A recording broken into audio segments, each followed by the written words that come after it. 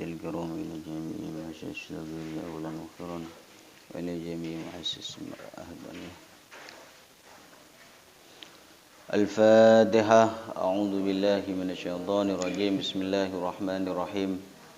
الحمد لله رب العالمين الرحمن الرحيم مالك يوم الدين إياك نعبد وإياك نستعين اهدنا الصراط المستقيم صراط الذين أنعمت عليهم غير المغضوب عليهم ولا الضالين آمين. Bismillahirrahmanirrahim. Qala al-musannifu rahimahullahu ta'ala wa nafa'ana bihi wa bi'ulumihi fid dharaini amin.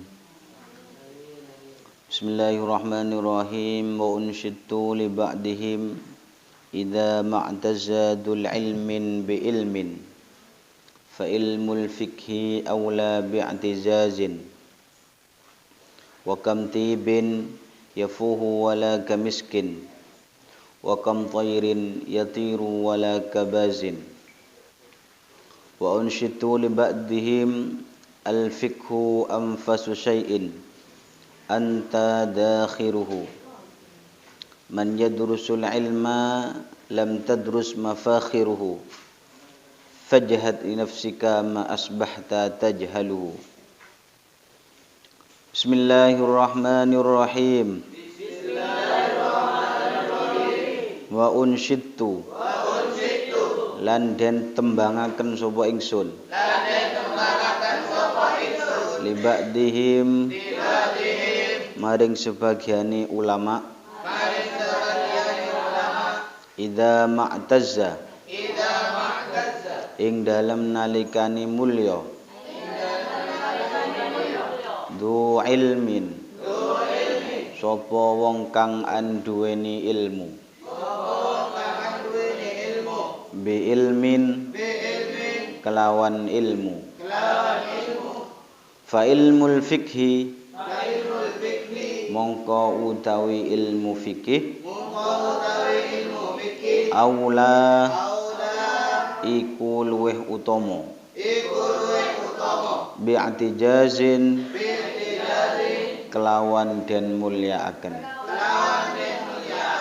fakam tibin mongko utawi pirang-pirang apane wangen-wangian yafuhu iku wangi apa tib wala kamiskin lan ora koyok minyak wisik wa kam tayrin utawi pirang-pirang apane manuk yatiru iku miber apa tayr wala kabazin lan ora koyok manuk alap-alap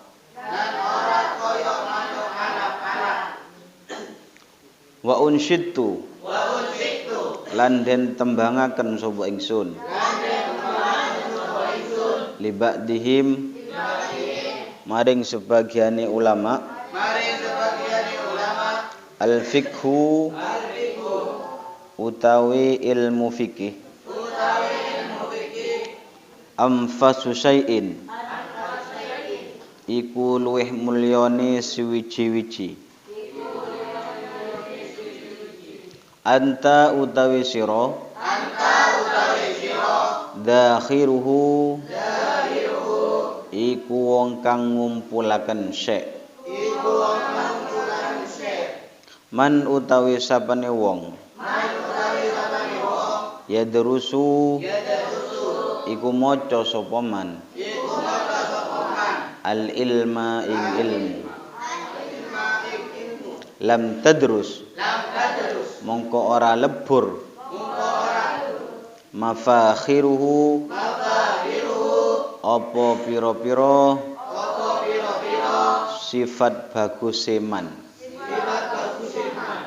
fajhad mongko nemen-nemen sira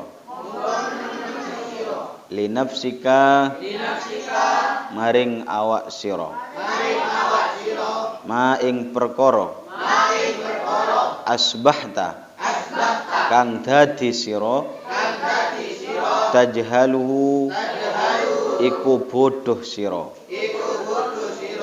ing ma fa awwalul ilmi mongko utawi kawitane ilmu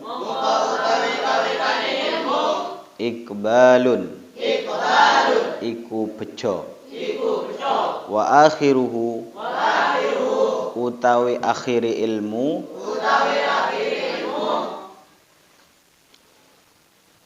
ikbalun iku bejo wa kafalan nyukupi biladzatil ilmi apa enake ilmu wal fikhi lan ilmu fikih wal fahmi lan faham da'iyan apane narik wa ba'isan lan nangiaken lil akili kedue wong kang anduweni akal ala tahsilil ilmi ing atase ngasilaken ilmu wa qad yatawalladu lan terkadang hasil al kasalu apa aras-arasan minal balghami saking lendir warutubati lan piro-piro teles wa tariqu taklilihi utawi dalane nithiaken balgham taqlilut ta'ami iku setitik mangan kila dan ucapaken apa pengucap ittafaqa cocok sab'una sapa 70 nabiyan apane nabine ala anna kasratan nisyani ing atase saktuhune akeh-akeh lali min kasratil balghami iku krana akeh balgham wa kasratal balghami lan akeh balgham min kasrati surbil ma'i iku saking akeh ngombe banyu wa kasrata syurbil ma'i lan akeh ngombe banyu min kasratil akli iku saking akeh mangan wal khubzu utawi roti al-yabisu kang garing yaqta'u iku megot apa al-hubz al-balghama ing lendir wa kadalan iku koyok mengkono-mengkono yaqta'u al-balgham aklu zabibi utawi mangan anggur aleriki ing atase luwe yaqta'u iku megot apa aklu zabib al-balghama ing balgham wala yuksiru lan ora ngakehaken sapa talibul ilmi minhu saking akluz zabib hatta la yahtaja hingga ora butuh sapa talibul ilmi ila syurbil ma'i maring ngombe banyu fayazidu mongko butuh sapa fayazidu mongko nambah apa syurbil ma al balghama ing balgham wasiwaku utawi siwak yuqallilu iku nitiaken apa siwak al balghama ing balgham wa yazidu lan nambahi apa siwak fil hifdi ing dalem ngareksa wal fasohah lan fasih fa innahu mongko satuhune siwak sunnatun iku sunnat saniyatun kang agung yazidu kang nambah apa siwak fi sawabis sholati ing dalem ganjarane salat wa qiraatil qur'ani lan maca al-Qur'an wa kadzalika lan iku kaya mengkono-mengkono as-siwak al-qai'u utawi mutah yuqallilu iku nitiaken apa siwak al-balghama ing balgham warutubati lan pira-pira teles wa tariqu taklilil akli utawi dalane nitiaken mangan at-ta'ammulu iku ngangen-ngangen fi mana fi qillatil akli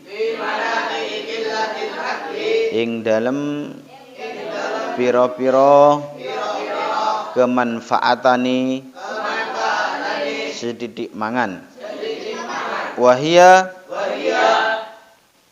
utawi tariqu taklilil akli wahia utawi mana fi qillatil akli as-sihhatu iku sehat wal iffatu lan ngareksa wal isaru lan disiaken wong liya wakila lan den ucapaken fihi ing dalem kasratul akli fa'arun mongko iku cela summa'arun nuli kari-kari cela summa'arun nuli kari-kari cela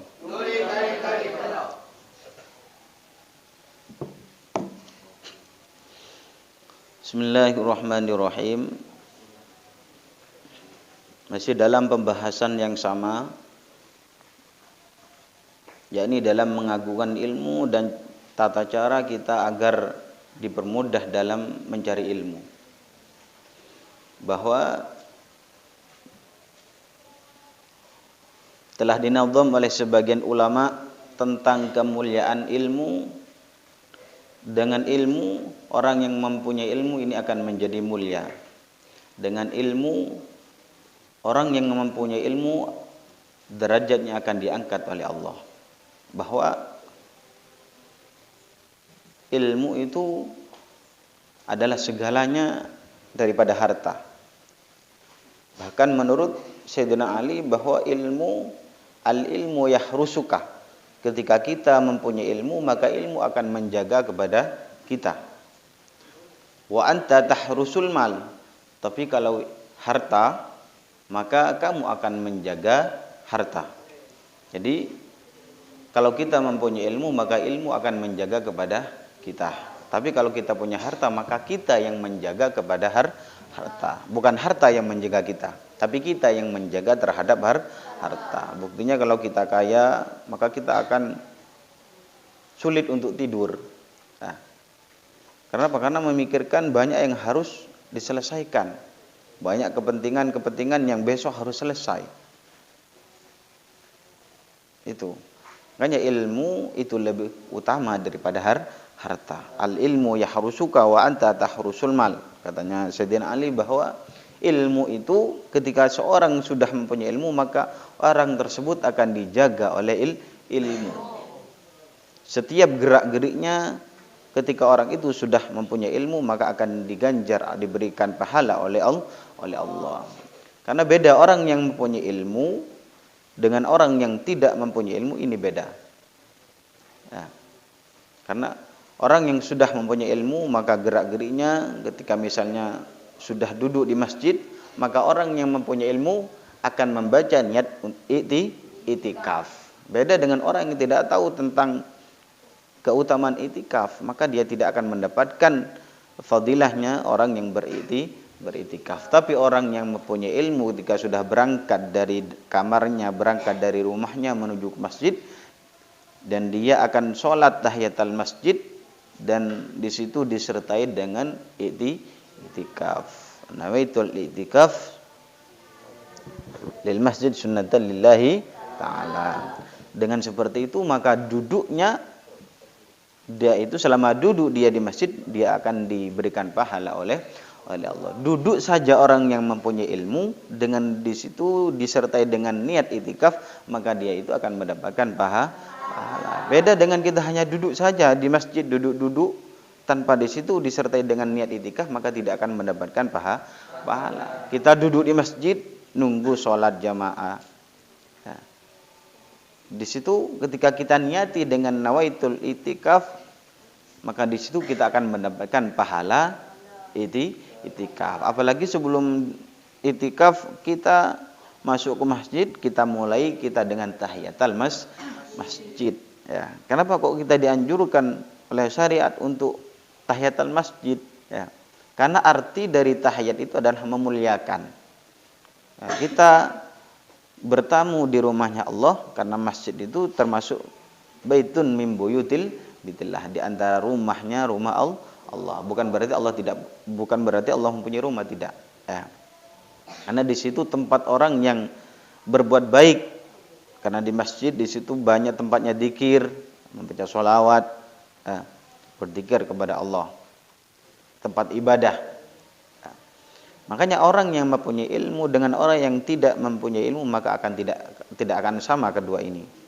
Orang yang mempunyai ilmu ketika makan, maka dia akan berdoa. Orang yang mempunyai ilmu ketika dia tidur, dia akan berdoa. Ketika bangun tidur, dia akan berdoa. Jadi setiap langkahnya dia disertai dengan doa dan itu akan membuahkan suatu pahala yang besar yang diberikan oleh Allah. Itu saking mulianya orang yang mempunyai ilmu. Karena ilmu itu termasuk warisannya para anbiya. Ya, ilmu itu termasuk warisannya para nabi.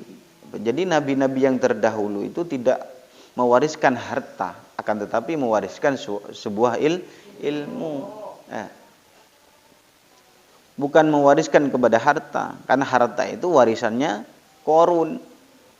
Di harta itu warisannya Qarun, tapi ilmu itu adalah warisannya para anbiya, para nabi. Ya. Tapi harta itu warisannya Qarun. Di Qarun itu dulu sangat kayanya luar biasa. Mempunyai gedung emas, mempunyai gedung uang yang luar biasa. Sehingga dia itu lalai, lupa terhadap kewajiban-kewajiban Allah. Dia menjadi kikir, lupa kepada orang tuanya, sehingga dia itu diadab oleh Allah. Fa khasafna bihil ard. Maka Allah Ta'ala menenggelamkan semua kekayaannya Qarun beserta orang-orangnya. Itu dari hinanya orang yang selalu memikirkan terhadap harta sehingga dia itu lupa terhadap kewajibannya. Itu dari mulianya mencari ilmu. Maka menurut ulama fa ilmul fikhi aula bi'tijazin, bahwa ilmu fikih, ilmu yang menerangkan terhadap hukum-hukum syariat. Ya. Karena apa kok ilmu fikih itu lebih utama daripada ilmu yang lain? Ya. Jadi menurut ulama fa ilmul fikhi aula bi'tijazin. Jadi ilmu yang lebih mulia di antara ilmu-ilmu yang lain itu di antaranya adalah ilmu fikih. Karena apa? Li'annahu mubayyin lil ahkam wasyara'i. Karena ilmu fikih itu adalah ilmu yang di situ menjelaskan terhadap hukum-hukum syariat. Dalam sholat itu kita harus membutuhkan ilmu fikih. Makanya orang yang pantas untuk dijadikan imam, ya, yang pertama di antara runtutan orang yang menjadi imam itu, yang pertama yang harus kita pilih adalah orang yang alim fikih. Nah, jadi banyak runtutan orang yang menjadi imam itu. Jadi makanya seorang imam itu harus banyak atau paham terhadap ilmu fikih. Karena dalam gerak-gerik sholat itu semuanya tergantung dalam ilmu fikih. Cara i'tidal itu seperti apa? Ya, cara sujud yang pas itu seperti apa, duduk iftirash itu seperti apa, duduk tawarruk itu seperti apa. Ya, kalau imam sudah tidak tahu, tidak paham terhadap tata cara sholat, ya, apalagi makmumnya nanti, ya, maka akan kebingungan.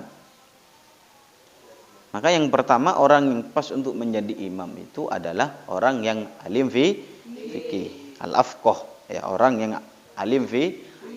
Jadi banyak di antara setelah itu orang yang banyak orang yang harus menjadi imam.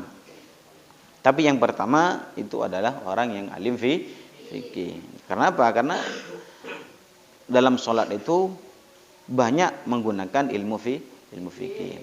Maka yang lebih mulia kata para seorang ulama, ilmu yang mulia di antara ilmu yang lain yang pantas kita muliakan itu adalah ilmu fikih. Ya, banyak kitab-kitab fikih, terserah. Yang penting di situ. Kenapa kok ilmu fikih itu lebih utama dimuliakan daripada ilmu-ilmu yang lain? Li'annahu mubayyin lil ahkam wasyara'i. Karena ilmu fikih itu di situ menjelaskan terhadap hukum-hukum syariat. Ya.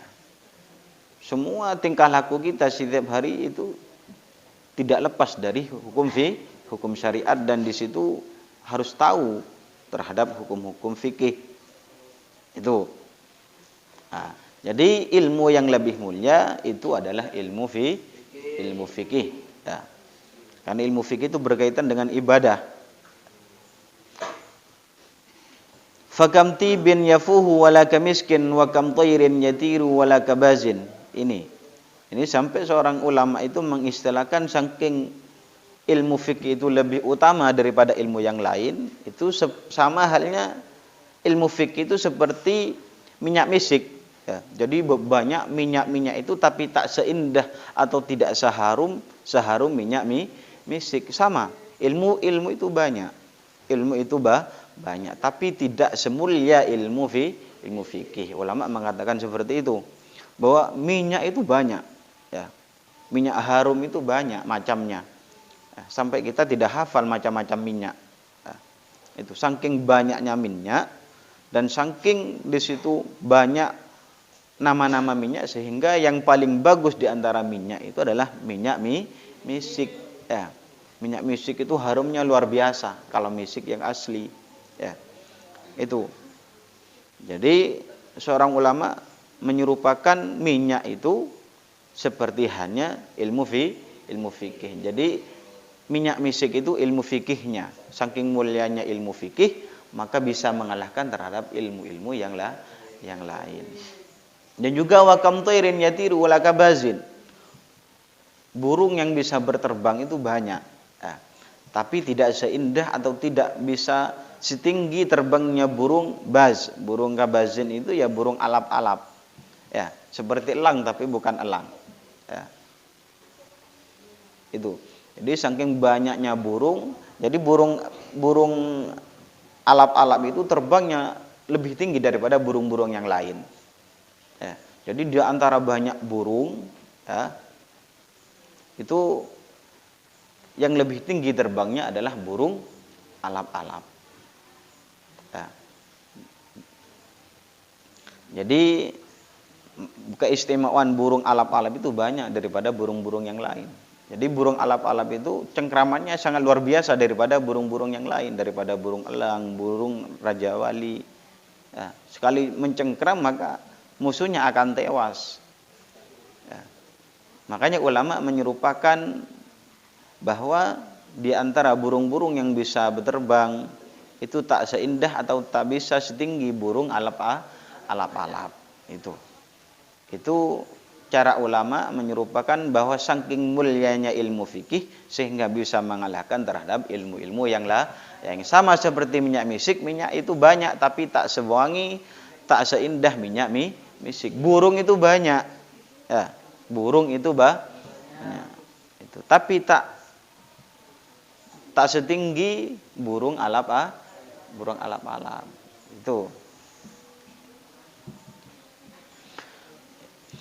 Dan juga seorang ulama di situ membuat nadham tentang mengagungkan terhadap ilmu fikih bahwa al-fiqhu anfasu syai'in anta dakhiruhu. Jadi ilmu fikih itu termasuk ilmu yang sangat agungnya sesuatu dan kamu harus bisa mengumpulkannya. Ya, jadi ilmu fikih itu adalah ilmu yang di situ paling mulianya daripada ilmu-ilmu yang lain dan kamu harus bisa mengumpulkan dan kamu harus bisa mempelajari terhadap ilmu fikih, ya. Karena orang itu kalau makanya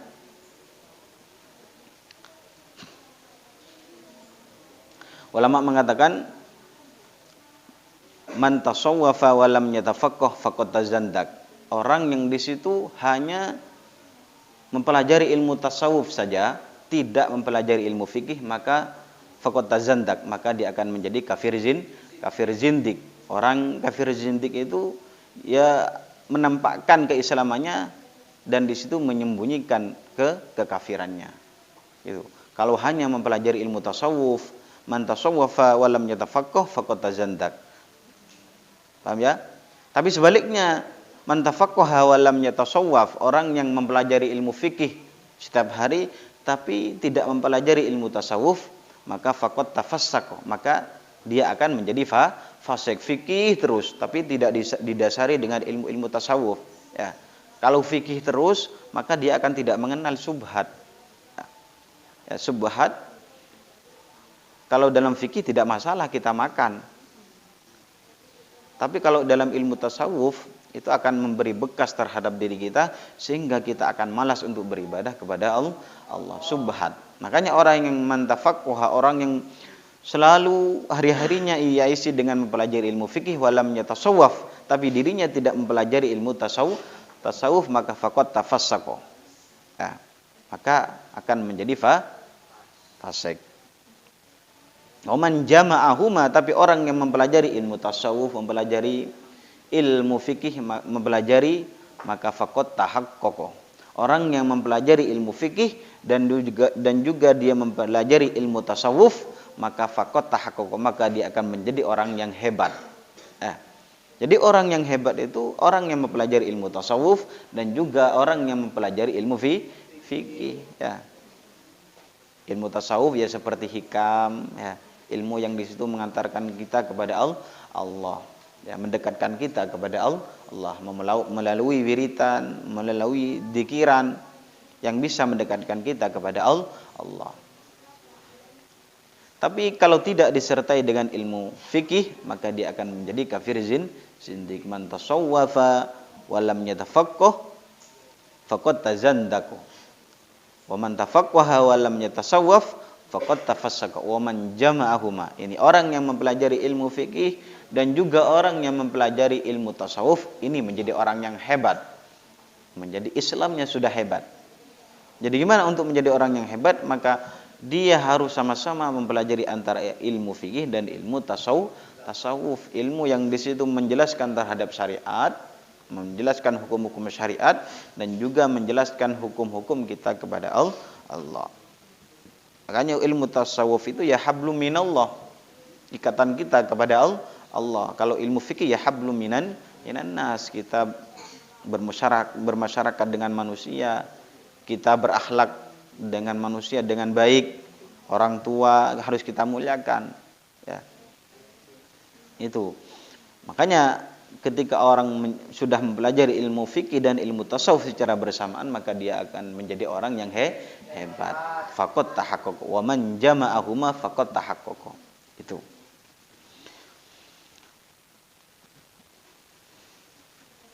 Makanya man yadrusul ilma lam tadrus mafakhiru. Jadi orang yang sudah mempelajari ilmu, ya, orang yang sudah belajar ilmu apa saja, maka dia akan dikenang selamanya. Maka kebagusannya tidak akan hilang.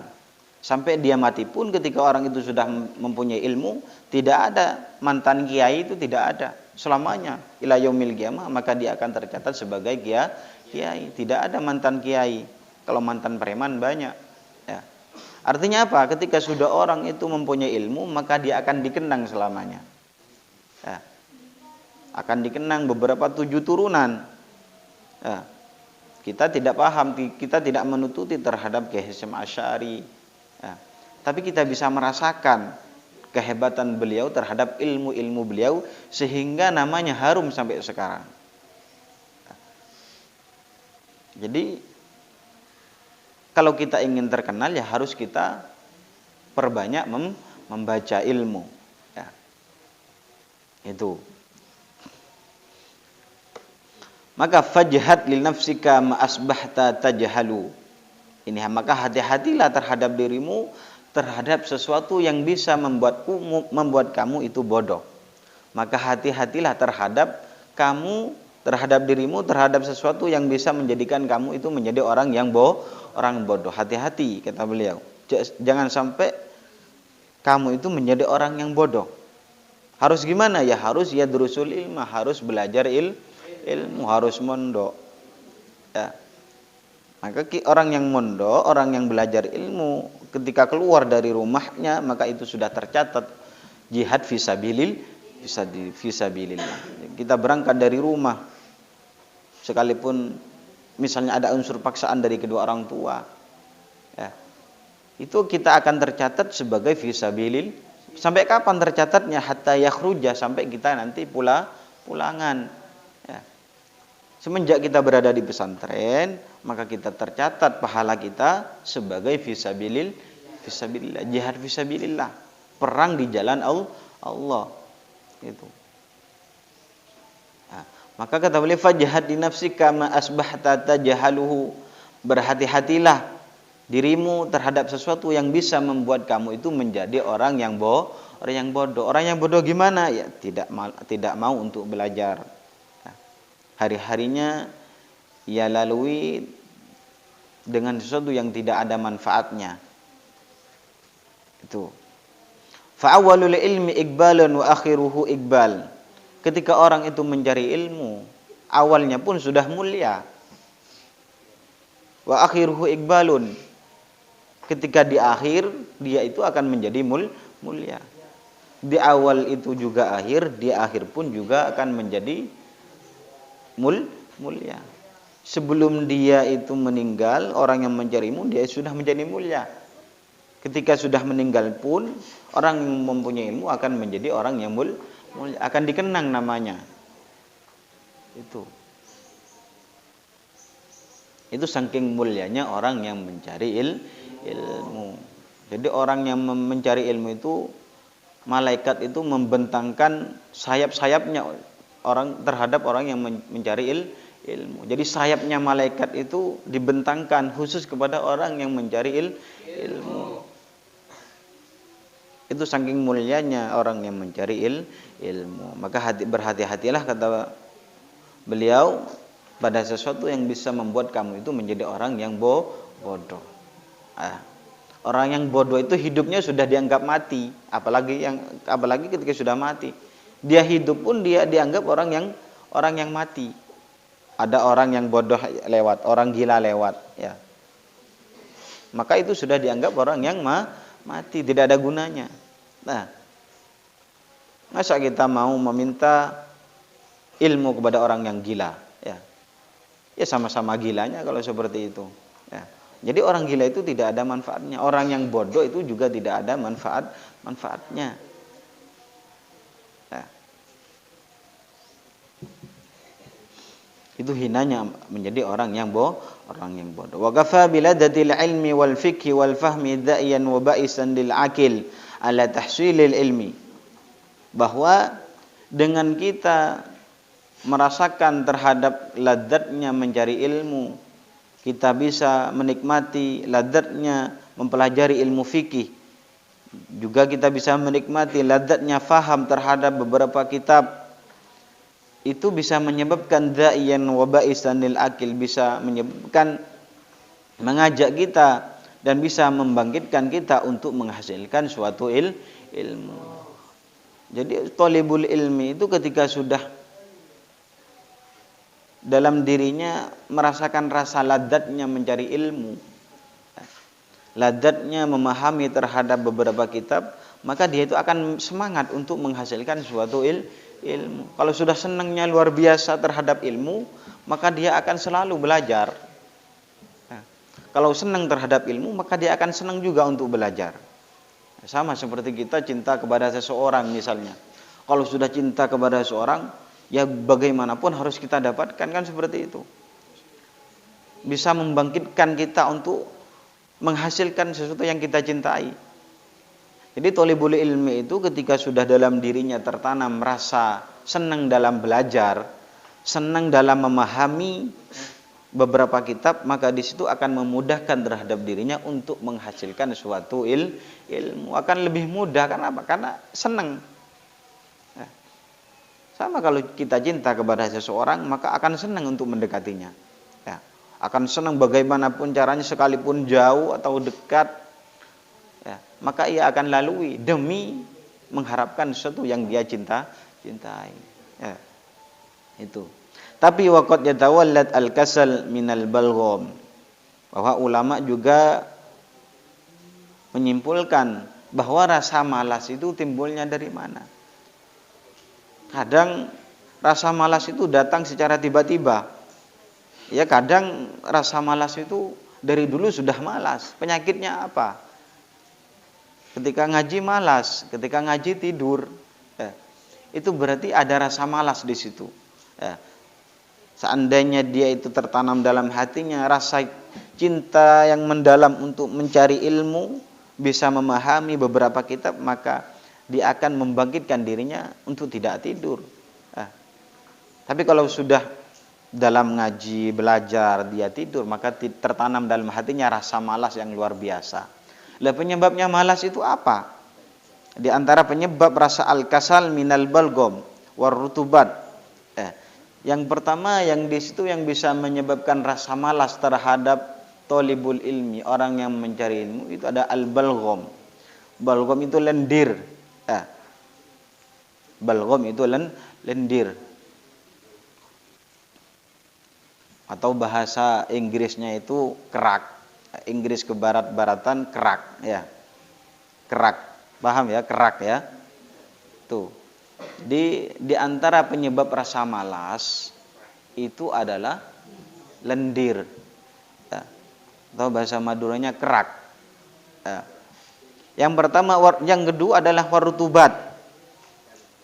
Rutubat itu banyak keringat. Ya. Jadi kalau badan kita banyak makan misalnya, ya. Jadi kan kalau kita makan apa saja yang kita makan kan, ya.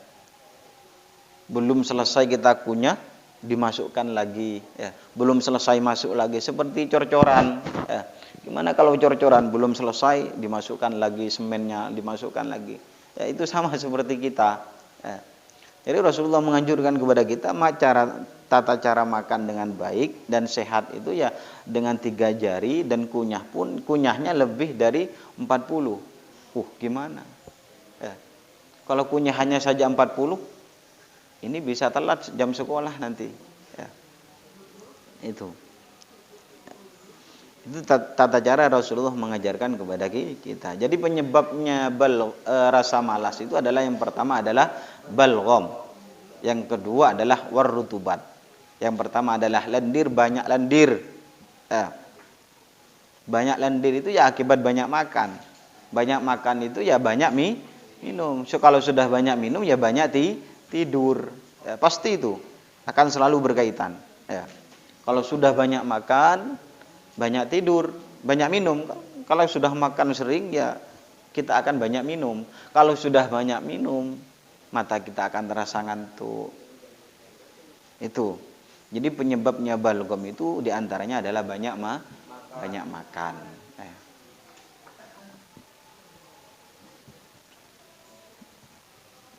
Itu. Warutubat itu juga seperti itu. Jadi di antara penyebabnya rasa malas itu ya badan kita selalu berkeringat. Ya, alhasila fil badan min kasratit tu'am. Saking banyaknya makan, badan kita selalu berkeringat. Itu juga di antara penyebabnya malas. Ya. Itu. Makanya bahwa ittafaqa sab'un, sudah sepakat 70 nabi mengatakan bahwa anna kasratan nisyan min kasratil balgham. Jadi kalau kita sering lupa itu penyebabnya apa? Ya, kita menghafal seperti ini lupa. Ya. Baru menghafal, duduk berdiri sudah lupa. Kocak cepete, ini sudah menghafal barusan 2 jam. Ketika sudah ditinggal 5 menit, hilang semua. Ya. Makanya sab'una nabiyan mengatakan, 70 nabi ini mengatakan anna kasratan nisyan min kasratil balgham. Di antara penyebabnya lupa itu adalah min kasratil balgham. Itu saking banyaknya lendir yang ada pada diri kita. Kalau kita sering makan, ya, kalau kita berbanyak makan, kalau kita banyak minum dan juga banyak tidur, ya, itu akan menyebabkan lendir kita akan menjadi banyak, dan itu akan menyebabkan kita akan cepat lupa. Ya. Anna kasratan nisyan min kasratil balgham. Jadi di antara penyebab yang bisa cepat lupa itu adalah banyaknya balgham. Wa kasratul balgham, dan penyebab banyaknya balgham itu dari mana? Min kasratis syurubil ma. Itu dari banyaknya minum air. La wa kasratus syurbil ma, kalau sudah sering minum air itu apa penyebabnya? Ya wa kasratus syurbil ma min kasratil akli. Ya. Kalau sudah banyak minum air berarti itu banyak makan. Jadi ngurut, banyak makan, banyak minum. Kalau sudah banyak minum, di situ akan terjadi balgham yang luar biasa sehingga menyebabkan dia itu malas, dan yang kedua menyebabkan dirinya mudah lupa. Jadi makan itu sedikit-sedikit. Ya. Itu. Jadi banyak makan itu penyebabnya ya seperti itu, akan kita malas untuk ibadah, malas untuk jamaah, malas untuk kita sekolah. Di antaranya banyak makan, banyak minum. Kalau sudah banyak tidur ya ngantuk sudah. Nah, itu. Tapi ada penawarnya. Agar kita terhindar dari balgham itu makan apa? Wal khubzu al yabis yaqta'u al balgham. Jadi makan roti kering itu akan menghilangkan balgham. Ya, jadi sering-sering makan roti kering itu akan menyebabkan balgham kita akan terkurang. Ya. Kerak kita itu akan terasa terkurang ketika kita sering makan roti kering. Ya, itu yang pertama. Yang kedua yang bisa menghilangkan balgom yang ada dalam tenggorokan kita, yaitu adalah akuz zabib, memakan anggur. Ya. Nyaman ini, anggur. Ya. Jadi makan anggur itu, tapi makan anggurnya bukan waktunya kenyang, tapi akul zabib ala riki. Makan anggurnya di waktu dia itulah lapar. Jadi kalau sudah lapar, maka dia akan makan anggur. Dengan makan anggur, maka lendirnya akan cepat hilang. Ya. Jadi penyebab yang bisa menghilangkan lendir, balgom yang bisa membuat kita malas, membuat kita cepat lupa itu yang makan roti kering, dan yang kedua makan anggur. Tapi makan anggurnya itu di waktu lapar. Kalau setelah makan, ya bukan, ya. Ya. Kalau setelah makan buah anggur. Nah, tapi yang cepat itu ya ketika makan anggur di waktu lapar. Itu. Tapi wala yuksiru minhu hatta la yahtaja ila syurbil ma. Ketika sudah makan anggur di waktu lapar, jangan sampai terlalu banyak makan anggurnya. Karena ketika sudah memperbanyak makan anggur di waktu lapar, saking banyaknya, ya, karena nikmatnya makan anggur, karena dia lapar, ya kan? Makan anggur terlalu banyak, itu pun juga akan menyebabkan banyaknya balgom. Jadi jangan terlalu banyak. Jadi makan zabibnya, makan anggurnya di waktu lapar jangan terlalu banyak. Kalau terlalu banyak pun maka akan menyebabkan balgom yang banyak. Artinya apa? Jangan terlalu banyak makan anggur di waktu lapar. Kalau sedikit-sedikit maka di situ akan menghilangkan rasa malas kita. Dan ini perlu kita coba. Jadi penyebab kita malas itu apa? Penyebab kita sering tidur itu apa? Belum apa-apa sudah tidur. Penyebabnya apa? Itu penyebabnya di situ sering banyak makan dan juga tidak ada rasa himmah kita, tidak ada belum merasakan tentang ladatnya ilmu, ladatnya faham yang bisa menghasilkan ilmu. Itu.